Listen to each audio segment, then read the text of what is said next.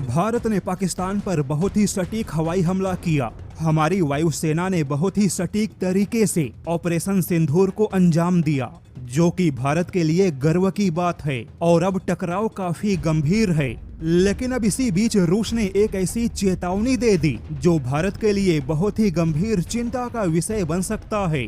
वैसे तो पाकिस्तान एक ऐसा कांटा है जो समय समय पर भारत को चुभता ही है, तो ऐसे में अगर भारत को मजबूत और विकसित भारत के सपने को साकार बनाना है तो पाकिस्तान जैसे कांटे का बड़ा इलाज करना होगा, और अब उसका समय आ चुका है। उधर भारत की वायुसेना ने एयर स्ट्राइक को अंजाम दे दिया, लेकिन इधर रूस ने भारत को एक सावधान रहने की चेतावनी दे दी कि अब भारत के सामने चीन और पाकिस्तान से भी एक बड़ी चुनौती है, जिसका नाम है डी वॉर। आखिर यह डी वॉर है क्या, उसे हम विस्तार से जानेंगे। लेकिन इस डी वॉर को समझने के लिए भारत को रूस के उस बयान को समझना आवश्यक है, जिसमें रूस ने संदेश और चेतावनी दोनों दी। रूसी विदेश मंत्रालय की प्रवक्ता मारिया जाखारोवा ने कहा कि रूस लंबे समय से ऐतिहासिक सच्चाई के लिए एक भयंकर कूटनीतिक युद्ध कर रहा है। यूक्रेन युद्ध के बहाने रूस को हर मोर्चे पर हर प्रकार के युद्ध में फंसाने की कोशिश हुई,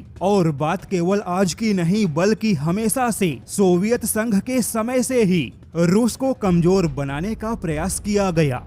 लेकिन रूस के इस बयान में भारत के लिए भी एक चेतावनी है कि भारत को युद्ध के साथ में एक बड़े डी वॉर यानी कि अब डिप्लोमेटिक वॉर के लिए भी तैयार रहना चाहिए।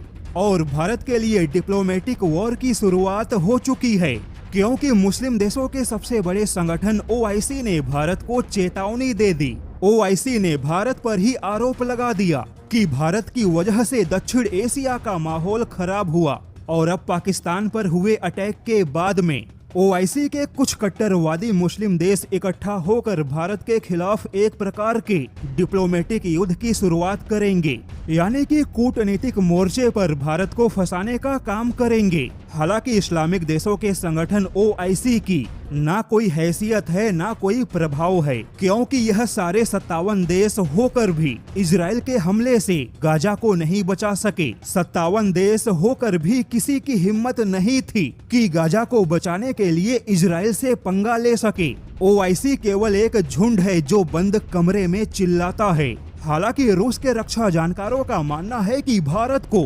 OIC के किसी भी देश को उसी भाषा में जवाब देना होगा।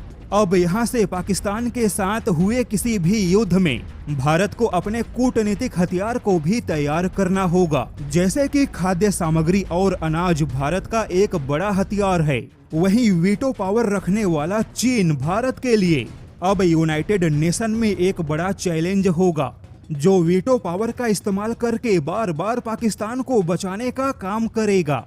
ऐसे में अब भारत को डिप्लोमेटिक वॉर के लिए तैयार रहना होगा, क्योंकि युद्ध खत्म होने के बाद भी डिप्लोमेटिक वॉर खत्म नहीं होते।